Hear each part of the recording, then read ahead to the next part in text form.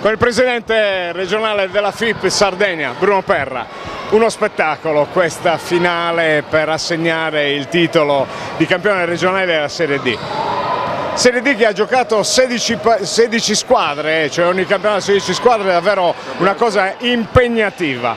Però una bella risposta sia di pubblico, di impegno, e questi atleti che finalmente hanno potuto festeggiare il prossimo anno giocheranno in Serie C Silver.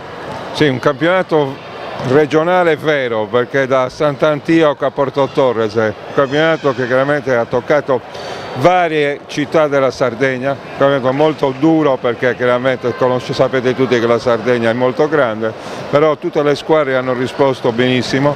Stasera è stato un po' il coronamento finale, perché è stata una bella partita, le due squadre che parteciperanno l'anno prossimo, che sono state promosse e parteciperanno al campionato di Serie C, hanno veramente con questa partita dato lustro a questo meraviglioso campionato.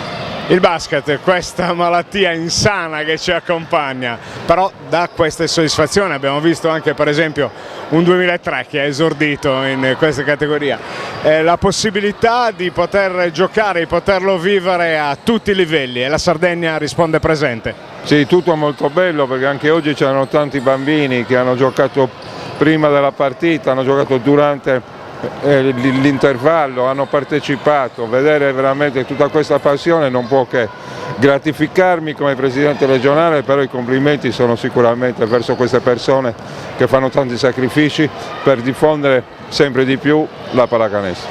Grazie Presidente. Grazie a voi per tutto quello che fate e in bocca al lupo per il basket. Viva il basket!